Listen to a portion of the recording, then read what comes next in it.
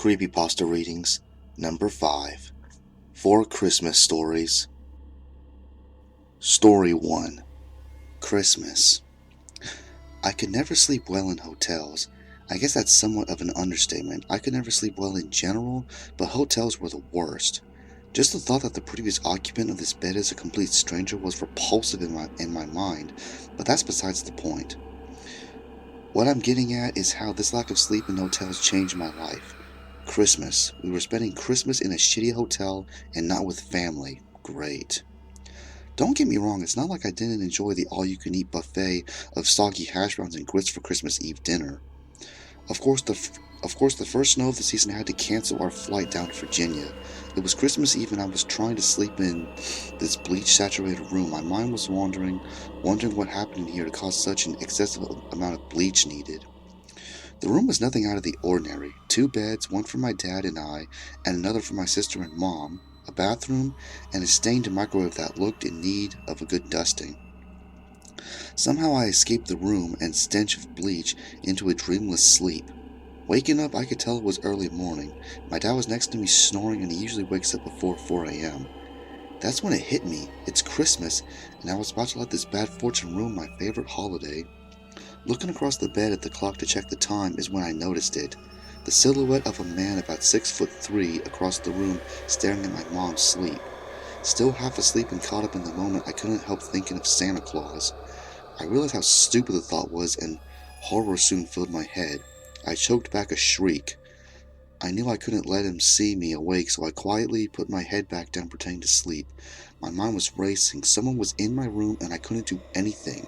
I was a scrawny 16-year-old. This man looked built like an ox. I wondered if I could wake my dad up in time, but I knew that wouldn't work. He slept like a rock. A bucket of water couldn't get him up fast enough. I was practically in tears. I never felt so helpless. For a second time I choked back a scream. He was standing next to me and I could feel and hear his repulsive breath on my face. It smelled like he'd been eating rotten meat for a week now, with no thought to brush his teeth. If he didn't know I was awake, surely he did now, seeing my face was contorted in fear. The breathing stopped and I couldn't help the sigh of relief. I would have kicked myself, but there was no need. I heard the room door open and close. I launched out of bed. Nothing in the room was in disarray and my family was still asleep. That couldn't have been a dream. I couldn't have imagined it. Feeling awake as ever, a horrible idea popped into my head, and before I could push it away, I was pulling the door open. Glancing back to the door in order to memorize the room number, I saw the giant spray-painted black X on the door. Had I seen this without the prior experience, I probably would have thought it was just some stupid kids. I knew better, but not enough to know what it was for. My heart skipped a beat. There he was, turning the corner at the end of the hall. Why am I doing this? I tailed him down to the parking lot. He was nowhere in sight. One moment he's walking out the lobby, the next he's gone. Realizing how cold it is outside in paper-thin pajamas, I returned to the lobby. No one was around. Strange. I could swear there's usually a night concierge. Adrenaline wearing off, I realized how stupid and rash my actions had been. He could have killed me. I cursed myself back up the stairs. I knew something was wrong when I got to my floor. The door to my room was wide open. I hadn't left it that way, right?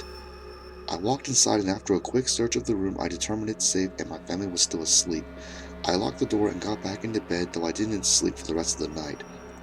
I listened to my dad get up and eventually my mom followed, but I still pretended to sleep. A few hours passed and my parents got my sister and I up. We got into the car and made our way back to the airport.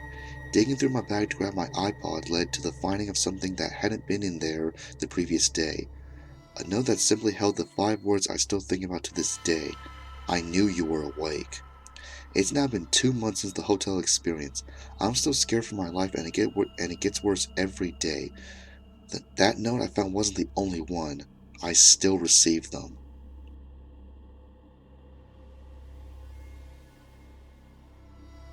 Story 2. A Christmas Feast. He first suspected that they were going to eat him when he noticed the distinct lack of Yuletide smells.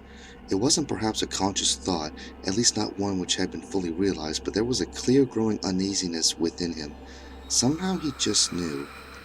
Surely if a family invited you for Christmas dinner, the house would be filled with the wonderful aromas associated with that annual feast. Succulent roast turkey, honey-glazed vegetables, perhaps the fumes of mulled wine or a brandy-covered Christmas pudding.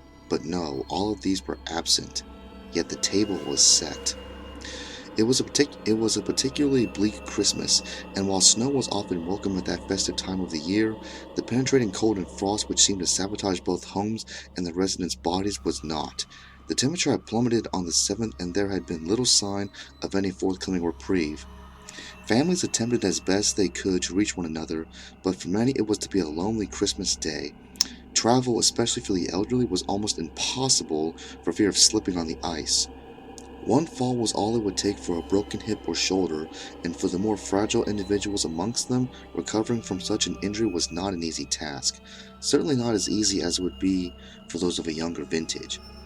The Cardinal family had taken pity on an elderly gentleman who had recently moved into the neighborhood only a few streets away. They were of an upstanding stock and took part in a local home help initiative, spending time with the old and vulnerable. Everyone knew and loved them. Timmy was the youngest, a boy of only 5 or 6. He was a child whom all looked upon with great adoration, never complaining, never causing trouble, always adorable, and his 10-year-old sister Camilla was equally as admired. They were both a testament to the caring and nurturing parenting skills of Ben and Lucy Cardinal. Each year, as the cold winter drew in, the Cardinal family were admired for their dedication and commitment to those around them, their passion, almost zeal, for helping those who were less fortunate. But behind the smiles and the skin-deep facade of that of a loving family lurked a far more sinister purpose.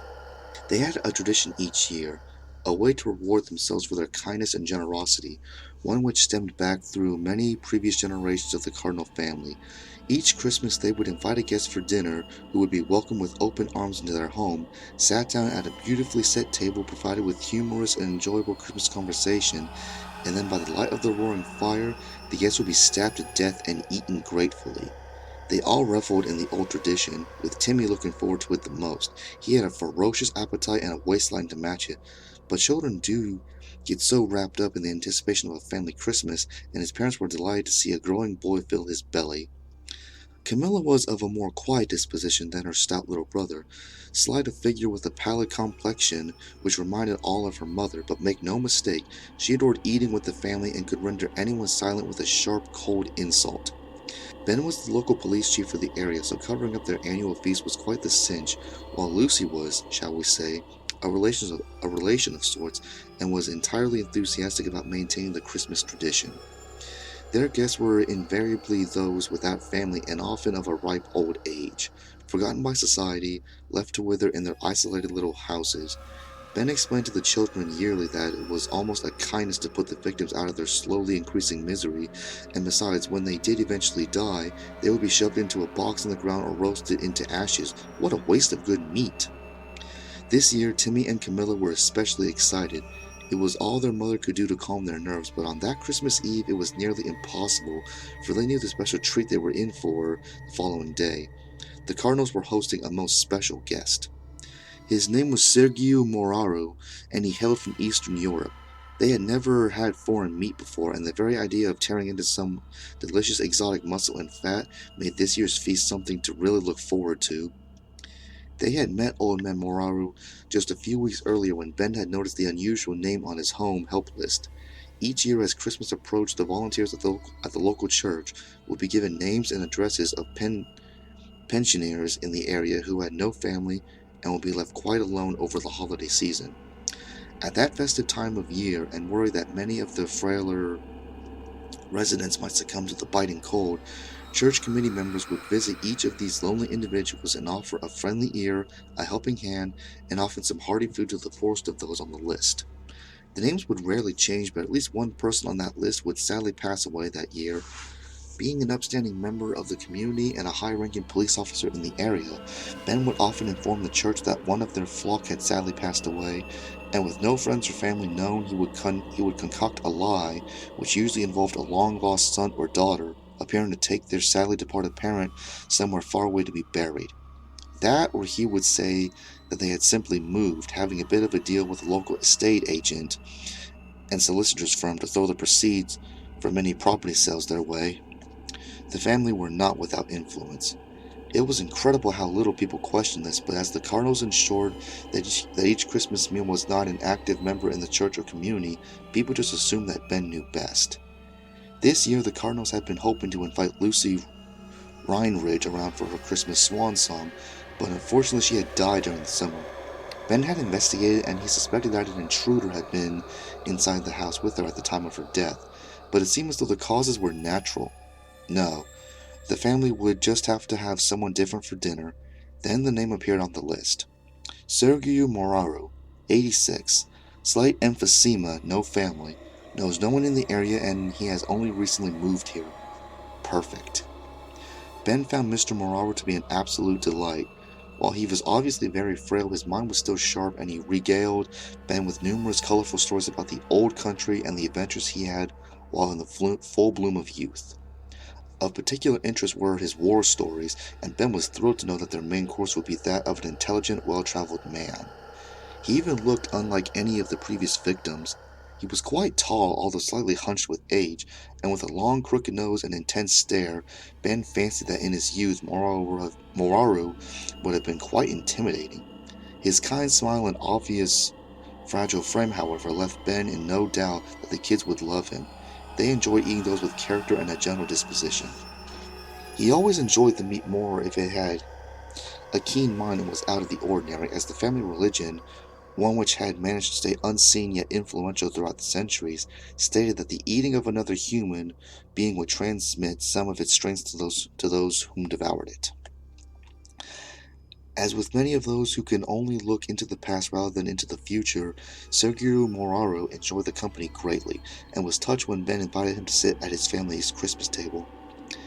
The old man was extremely frail and required the assistance of both Ben and Camilla to help him in and out of Ben's car and then into the house.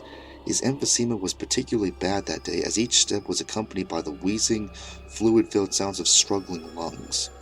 Each room of the Cardinal home was draped in a multicolored selection of rather crass Christmas decorations, with numerous cards adorning every visible table and mantelpiece showing just how popular Ben and his family really were.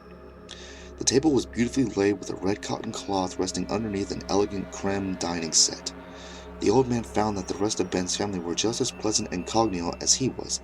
Timmy and Camilla were kind and very well behaved for their age, helping the frail old man to his chair carefully and then waiting on him, topping off his drink as their mother and father busied themselves in the kitchen. Finally, Lucy appeared carrying a huge centerpiece plate. It was unusually large, and as she sat it in the middle of the table, empty and devoid of food, old man Moraru caught a look on Lucy's face. It was brief, and he immediately attempted to disregard it as a product of his imagination, but it unsettled him deeply.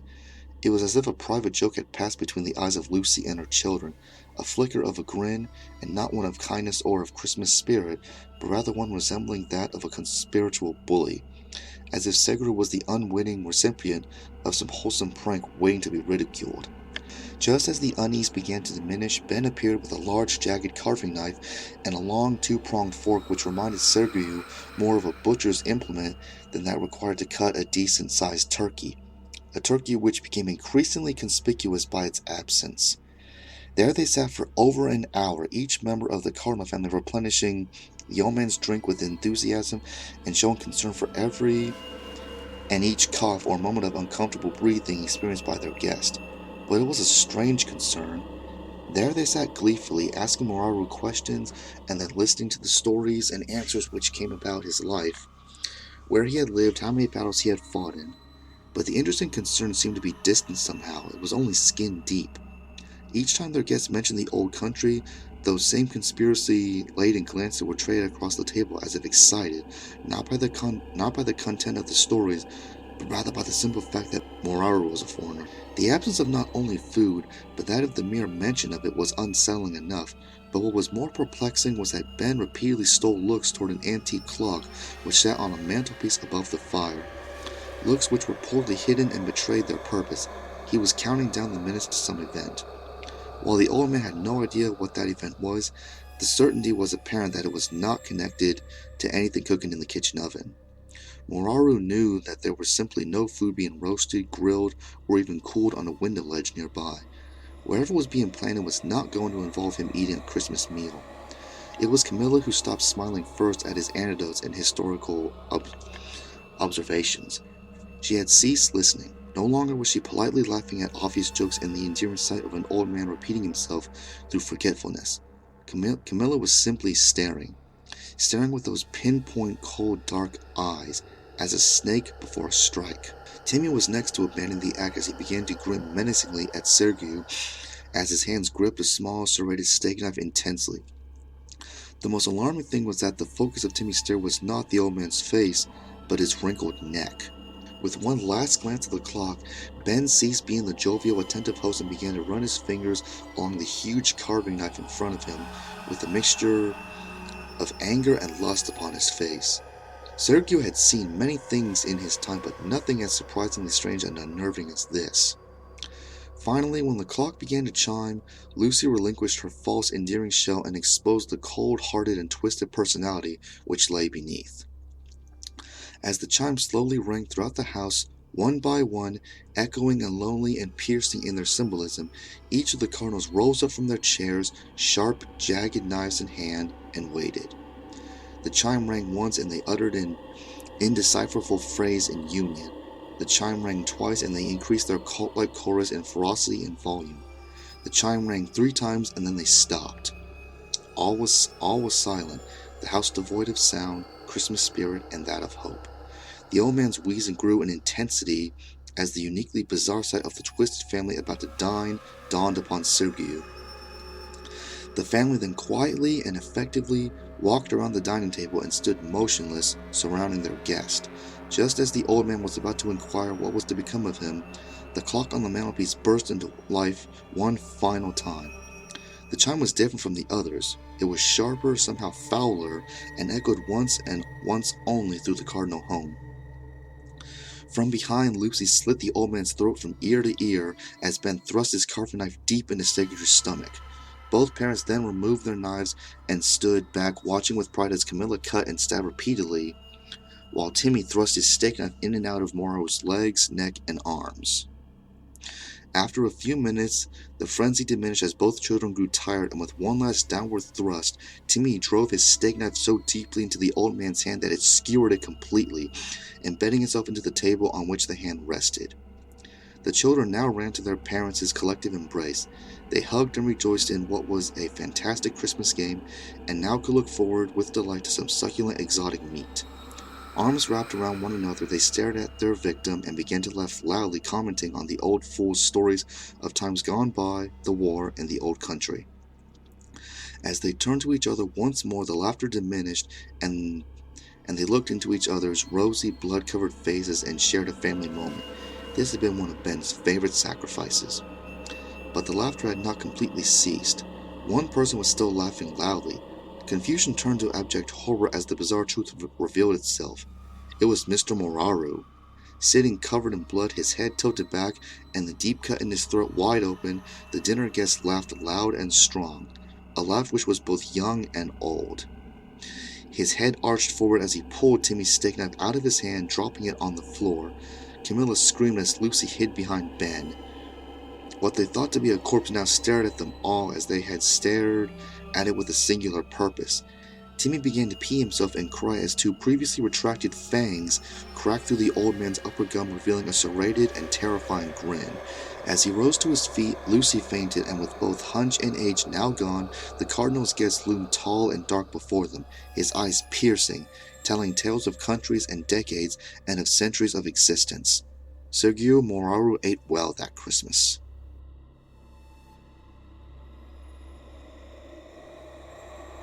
Story 3. A Very Special Christmas Supper. The first time you meet your girlfriend's family is extremely important. Maybe they will become your family too. You have to be funny and charming, but not too funny or too charming that it seems unnatural. You don't want to be a faker or a bootlicker. When I was about to meet Mabel's family, I couldn't stop feeling anxious.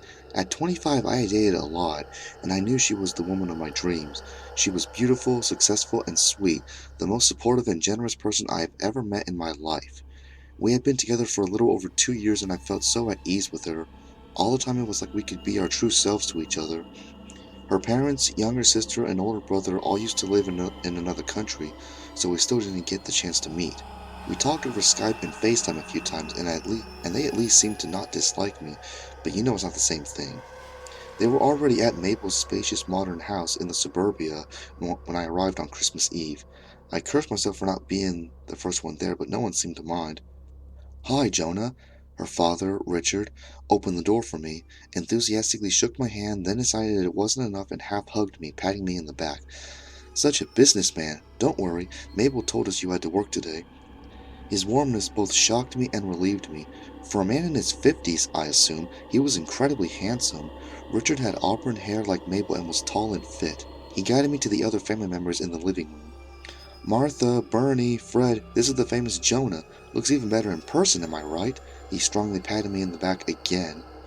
"Look how good you look in this suit." Martha, Mabel's mother, was overjoyed to see me and landed 2 kisses in my cheeks. She didn't look one day older than 35, and just like her daughter, she smelled good. After hugging me, she screamed to the general direction of the kitchen, This one is a keeper, Mabe." Next was the little sister. Bernie was around 15, blonde and with a face that looked carved on white marble like her mother. She rolled her eyes with a smile, a sign that she thought her parents were too much, but in an affectionate way, and extended her hand. "Nice to meet you, Jonah. I hope you enjoy yourself today." Last but not least was Fred. He was one of the best-looking men I have ever met. Richard and Martha complimented me, and I know I look alright, but compared to him, I'm more akin to a trash bag. He was tall and strong both in the arms and the legs. His trousers and button-up shirt looked amazing on him, fitting perfectly like he was an Armani model. His hair was shiny and his teeth perfectly aligned. I'm not ashamed to say that. If I wasn't exclusively into chicks, I would fall for him. None of them looked this good in video, but I dismissed it as the quality of the frontal camera/webcam. That explains why they complimented me. I was probably fucking ugly on our calls. "Please have a sit, son," Richard pointed me to a chair. "Mabel will change and we'll be here in a second."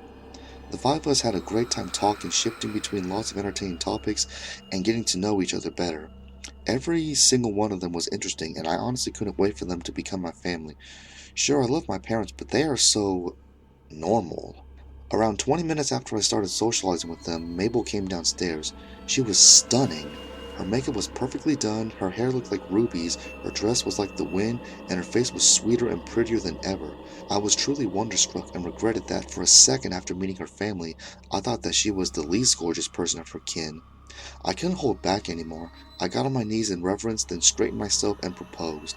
I had been carrying the ring in my pocket for a while, waiting to do it sometime shortly after I met her parents. Well, it was a little quicker than expected. Everyone in the room erupted in screams of joy. Mabel empathetically said yes a few times and held me tightly. After a few seconds, the others joined us in the hug. It was the perfect Christmas with the perfect family. "I'm so glad our family is complete now." Richard's eyes were full of happy tears and he squeezed my face between his hands, then kissed my left cheek. "So please, let's eat," Bernie asked in a typical impatient teenager tone but with a note of joy. The tidbits I had earlier were not enough. "Sure, sweetie. Jonah, let's go to the dinner table. The boys will get the main dish." Martha guided me to another room. The table was long, filled with side dishes and perfectly set. Richard and Fred soon entered the dining room with an immense plate filled with a roasted human. I thought my eyes were deceiving me, but nothing else could have this size and shape. "It looks delicious as always, sis." Bernie was happier now than before. "Is this?" I babbled. "A human," Mabel responded, like it was the most natural thing in the world, like it was merely a turkey. "It actually tastes great roasted if you know how to adjust the oven temperature." "And boy does she know," Fred added with a smile, starting to cut the meat. The seasoning is amazing too." Upon a better look, I noticed the body belonged to a young male. Bernie greedily ate her first bite, and instantly her beauty and youth became uncanny, almost unbearable. It was like she was glowing with an otherworldly light. "Come on, son." Richard gave me a fatherly look. "We're beautiful, rich, smart, and successful. Who would ever get that without a little ritual here and there?" "We only need to make it once a year. It's a great cost benefit," Martha remarked as she served herself with potatoes and one of the feet. When she noticed I was staring at her dish, she explained with a smile, "I just love to nibble on the bones. And it don't have to be a female virgin. This would be so boring and old. As long as the person is young and beautiful, we can make do. This is some frat guy who tried to force himself on my friend," Bernie explained. "Well, not on my watch." All their explanations made me consider it all extremely reasonable. "Don't you love me?" Mabel batted her lashes, knowing very well I loved her more than anything. "Don't you want to become almost perfect like us?" "We know damn well a couple that performs rituals together stays together, son," Richard said with a charming wink. "Me and Martha have been together for 40 years. It's guaranteed." As I made up my mind, I didn't answer. I just cut myself a slice of the leg and decided to partake.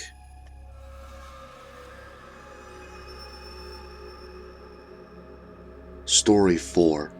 White Christmas. Fuck, it's cold. You would think I'd be used to it by now. Pulling my scarf a little tighter, I take one last drag off my cigarette and flick it to the ground, crushing it underfoot. I watch as it flares for a moment, a fleeting fight for life, before quickly fading to black on the frozen ground. Last one. I had checked all the nearby shops and there were none left. There wasn't much of anything left after the looting. Goodbye, old friend. I gave the nearby landscape a quick once-over, surveying it as I do every time I come out for a smoke. Snow. Everywhere snow. With a great sigh, I pulled the glove off my right hand, fumbling in my pocket for the photo. Their photo. It's all I have left. My girls. I stare at it until my hand begins to burn, then gently return it to my pocket, shoving my glove back on roughly. Goddamn snow. Turning around to face the building, I reach for the cold metal handle, pausing a moment to read the sign on the door. National Weather Service, Key West, Florida. This used to be a forecast center. We'd sit around predicting the weather for locals and tourists alike. Well, most of the tourists. The locals could always pretty much predict the weather themselves. Warm, sunny, sometimes rainy with the occasional hurricane to keep things lively. After the snow came, though, there didn't seem to be much point in going through the motions of forecasting. We did it for a while. We thought the snow was temporary. We thought it was some weather anomaly that would evolve after a few days, maybe a week at the outside. We were wrong. It's only ever snow. Snow and a balmy 28 degrees Fahrenheit. Turning the handle, I give the door a yank and it opens with a groan. Everything is frozen these days, even the doors. The door is set in a wall of square glass panes, which have been covered with plastic and blankets in an attempt to better insulate the building. I walk quickly through the chilly lobby. The coldest part of the building, it's become something of a storage room. There are piles of things in disarray on either side of me. The only clear path is to the door. At the far end of the room is another door, better insulated than the first. Passing through, I close it quickly behind me. I hang my coat, scarf, gloves, and hat on hooks opposite the door and head down the hallway. Turning the corner, I enter the main part of the building. We call it the bullpen. The building wasn't always like this. It used to be individual offices and other rooms, but when the snow came, it changed everything for everyone. Now instead of sitting in our offices forecasting the weather, we all sit at desks in one big space for shared warmth as much as anything else and try to figure out what the hell happened. Bill looks up as I enter the room, greeting me with a nod. "How is it out there, John?" he asks. "Oh, you know," I reply. "Cold." I head for my desk, back center of the pen, and plop down in my chair, hoping my short break will have given me fresh eyes, but after 6 months of this, there is little chance of that. I lean back in my chair, close my eyes, and rub my temples, internally reviewing what I know. The presently accepted amount of events goes like this. A little more than 6 months ago on Christmas Day, by sheer chance, some complete and utter fluke, at precisely 8:17 GMT -500, everywhere around the world you could hear the opening strains of Bing Crosby's White Christmas. All at once, everywhere in the world, every radio station, every internet music service, every CD player played that song. It didn't matter if those particular people or cultures celebrated Christmas. It happened everywhere without discrimination. Even people who hadn't been listening to music swear the radio switched on. Crosby sang about dreaming of a white Christmas, and that's what we did. Everyone, everywhere around the world, all at once, fell instantly asleep, and we all dreamed of a magical snow-covered world. By all accounts, we were only out for maybe 3 minutes, and when we woke, it was snowing. Everywhere. All at once. It started slowly. Beautiful, fluffy snowflakes fell like confectioner sugar from the sky, and soon everything was covered in a blanket of white. No one worried until the next day. Even in tropical places like this on Christmas Day, the Christmas snow seemed like a Christmas miracle. In the harsh light of December 26th, though, it was just snow, and it was cold. Now, early July, it's more than that. The world's infrastructure has begun to collapse. For a while, the northernmost regions of the world fared well easily, but now they find themselves faltering as their goods and services from southern suppliers dry up. The closer you get to the equator, the more prevalent the death. We just weren't prepared for anything like this. Give us a couple days of snow and we'll manage, but this? This is something else entirely, and people just couldn't stay warm. Most equatorial survivors have set off on treks to naturally colder climates in hope of salvation, but it's not an easy journey, and many of them won't make it. Even if they do, at this point, there's no telling how much longer those places can hold out. Current models project a year at most. Sitting up, I open my eyes and look around the room. There are 3 of us now and 9 empty desks. Those desks used to belong to people, but they all either headed north with their families in search of hope or perished in the cold. Or both. Bill and Marcus are old bachelors and don't have family to lose or protect. Sometimes in moments of weakness I envy them that, but not really. Most days those memories are all that keep me going. I just want answers. Shaking my head, I try to dislodge the thoughts of my family. Must focus. Marcus comes into the room and looks at me expectantly. That look means he's been out to clear off the radar and get the generator going. Alright guys, I address the room. Fire it up. Being so far south, we lost power early on. Luckily, Bill is an avid survivalist and had a generator and a huge stockpile of gas on hand, not to mention food and other supplies and equipment.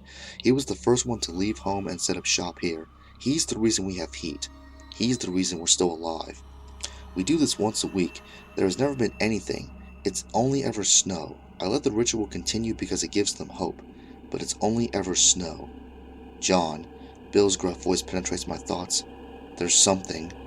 I stand bolt upright. In 6 months there has never been anything. It can't be. Thumbing the photo in my pocket, I quickly cross the bullpen and stand at Bill's side. He points to an island northwest of us. Oh my god. The precipitation over Wisteria Island is gone. There was a break in the snow, but it doesn't seem to be spreading. It's like there's a Wisteria Island-shaped hole on the screen. I'm going over there. I run to the door and start to layer on my outdoor clothes. Bill and Marcus are close behind. John, be reasonable. You don't know what's happening out there. We should continue to observe the event from here. Bill pleads with me. You should continue to observe the event from here, but I am going out there. John, there's no need to risk your life for this. If we just use a little more caution, we can figure it out safely, Marcus reasons. There's no time, Marcus. Thank you both for your concern, but if the weather has changed somewhere, I need to know why. If we figure that out, maybe we can save some lives. I finger the photo in my pocket again. I will not be swayed from this. I couldn't save my family, but there's a chance now that I can save others, and I won't ignore that just to keep myself safe. Please understand, I have to do this. Marcus nods. Alright, Bill sighs. We'll stay here and keep the radar going. Take these with you. He hands me an assortment of gear which I shove into my pockets. Please try to be safe, Marcus adds. I say my goodbyes and trudge out into the snow, heading toward the bite. Normally a 20-minute walk. In this weather it takes much longer, and I have ample time to survey the carnage. I think the 3 of us are the only people left alive on the island. The continued snow has destroyed most buildings, and the continued cold has killed those who didn't flee north. Bodies pepper the streets.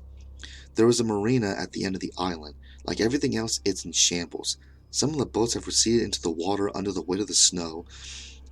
Others have been used as vessels of attempted escape. As I approach the marina's small office building, I see that the windows are broken and the door stands ajar. I'm not the first to come in search of a boat. I grab a handful of the keys that remain in the office. I use the tag on each key to check the associated boat.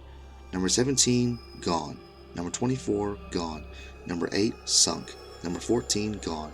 Number 31, maybe.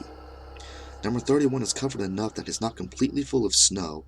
I clear out enough snow to climb in, prime the fuel line, shove the key in place, and give it a turn. The key doesn't budge. Damn. I continue through the keys until I find another promising boat. Number 15. This time the key turns, but it won't start. Last key, last boat. Lucky number 3. It's full of snow, but it's still properly afloat. I dig out a hole near the controls and hop in. Key turns. I let the engine power up, and heavy on the choke, I tried the ignition. Nothing. I'm hopeful though. Number 3. My girls.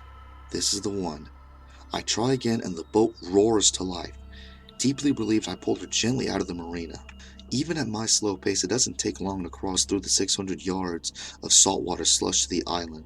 I beach the boat and climb out onto the shore. It is utterly bizarre. It's like spring has come to the island. The sky is clear and the snow is melting, but everywhere else the snow remains. I can stick my hand out off the side of the island and catch snow. I've never seen anything like it. I walk the perimeter of the island. It's not a big island by any stretch, but it's a quick walk. Aside from the weather, nothing seems out of place. I stare out at the water for a while, looking towards Key West. Snow. I turn around to face the central part of this small island. The snow is melting, glistening in the sunlight and sliding off the Australian pines. Christmas Tree Island, we call it. A particularly shiny reflection catches my eye. In the sunshine, it winks at me brightly from the very center of the island. I rush inward to investigate, navigating the thick pines as quickly as I can. I reach the middle of the island to find a metallic object sticking out of the melting snow. It's a circle, like a wheel of sorts. I begin moving the snow away with my gloved hands. Bit by bit, the object reveals itself. Raised platform. Big round object beneath the wheel. Writing, reconstitution, latches, hinges. It's a door. More precisely, it's a hatch. What the hell? I've been to this island so many times, this has never been here before. I turn the wheel and it moves easily. Pulling on it, I try opening the hatch, but it's stuck. The seal must be frozen still. I pull with all my strength to no avail. I give it a kick and then sit on the platform to catch my breath. After a minute, I'm back on my feet pulling again. With a great pop, the hatch finally gives, throwing me backwards onto the ground. I scramble to examine the now open hatch. There is a ladder leading down into the darkness. I can't tell how far the ladder reaches, or what I might find once I'm down there. Fumbling with the photo in my pocket, I gather up my courage. I've come this far. I climb over the side of the hatch and onto the ladder, beginning my descent. As the service light fades, I am enveloped in darkness. It's unnerving, but I keep moving. The descent feels never-ending. Finally, I begin to see light below me. At the end of the ladder, I find myself at one end of a small hallway. The first thing I notice is the warmth. It's warm here. There is heat. I peel off my outdoor clothes, which are by now nearly soaked through, and leave them in a pile by the ladder. The well-lit hallway is not very long. I follow it around a corner where it exits into a large, bright room. The room is full of machines with blinking lights beeping incessantly. There is an older man moving frantically about the room, fidgeting first with one machine, then another, and so forth, clucking unhappily to himself. Lines are etched deeply into his face. His spray of unruly white hair makes him look like a mad scientist. What the hell? He is so preoccupied with his machines he doesn't see me. I watch him, mouth agape. I have no idea what's happening here. Warning, perimeter breach. Warning, intruder alert. A machine near the man responds to my presence. Shut up, you, the man says in a thick Scottish accent, banging on the machine in an attempt to silence the alarm. I told you before, there's no... He looks up then, noticing me for the first time. His eyes grow wide. Jumping to his feet, he crosses the room and addresses me angrily. Who are you? How did you get down here? You can't be here. Who am I respond. Who are you? What the hell is this place? You first. How did you find me? He asks accusingly. There was a sizable hatch in the middle of this tiny island. It wasn't rocket science. Oh, damn. The cloaking device must be on the blink too. The... cloaking? He dismisses my confusion with a wave of his hand. Cloaking device, yes. Which is why I've never seen the hatch before today. Yes. Who are you? What the hell is this place? I repeat my original questions and he considers me for a moment. Then he takes a deep breath, calming visibly. Okay, it won't matter soon enough anyway. My name is Michael, and this is the reconstitution. He returns to his work. Reconstitution? What the hell does that even mean? To reconstitute something is to return it to its origin. No, I know what reconstitute means. What the hell is the reconstitution? Ah yes, the reconstitution is an automated global population management system. We've been around for ages, constantly evolving with available technologies. We've even invented a few ourselves. Our current system is really top-notch. You should have seen some of our earlier implementations. They were just crude. Automated global population management system? In precisely what way do you manage the population? We protect the population from destroying itself. You protect? Indeed, yes. We monitor the planet's population for signs of impeding self-destruction. You don't seem to mean to destroy each other or the planet generally, but that's the way it always trends. World leaders observed this early on, and the reconstitution was developed cooperatively among them. As I said, our early methods were, well, not what our current methods are, but we've always gotten the job done. I'm sorry, I still don't understand. What job is that? I apologize if I've not been clear. We monitor the population for signs of self-destruction. We have a specific refined criteria, and when we observe all the signs, we reset you. You reset? Indeed, yes. We reset you back to a point where you may choose a different trajectory. Don't worry, you don't even know. We reset you and the world continues on. No harm done. No harm? What do you call what's happening out there? People are dead. My family. People are dead. Ah, yes, well, it would seem our program had a bit of a hiccup. Uh, I am speechless. He continues on. Yes, you see, when the program is functioning properly, it gives a warning signal that reconstitution is about to commence.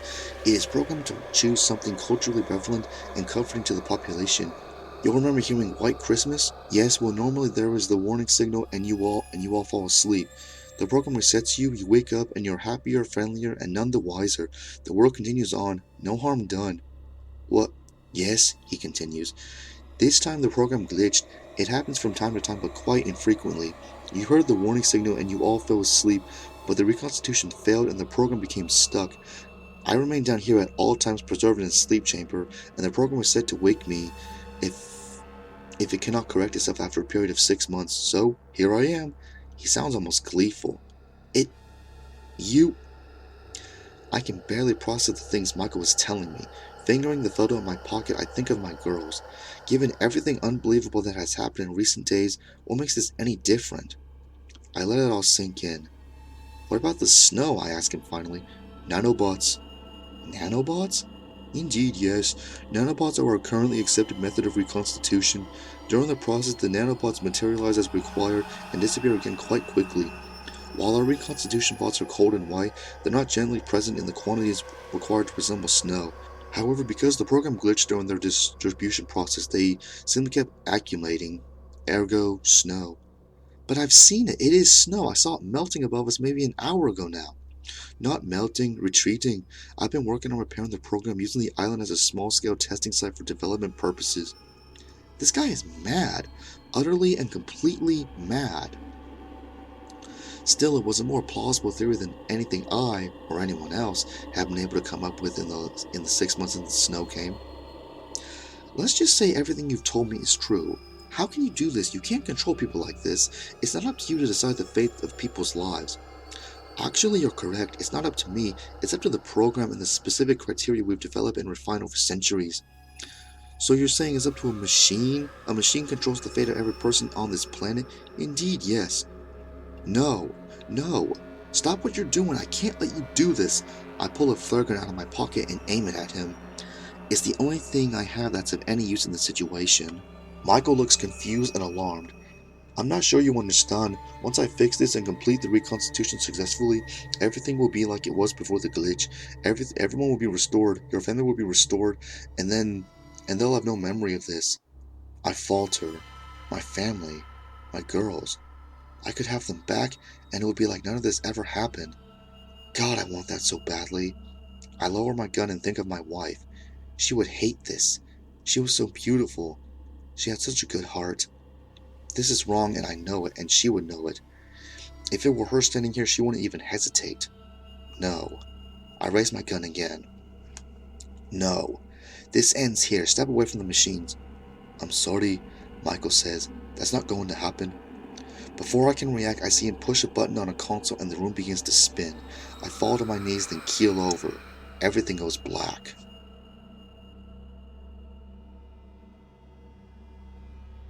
I feel my consciousness returning. Instinctively, I bring my hand to my head. It hurts so... Oh. No, it's fine. I must have been dreaming.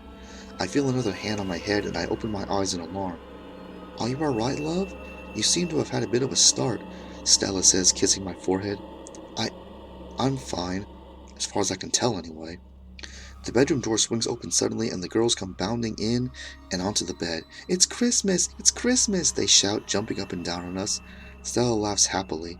Merry Christmas, my love, she says, kissing me softly. What is wrong with me?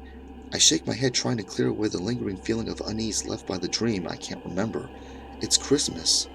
Merry Christmas, my girls, I exclaim, hugging them all. Shall we go see what Santa's left for us? As we make our way down the stairs, I hear the opening strains of Bing Crosby's White Christmas float in through our open windows.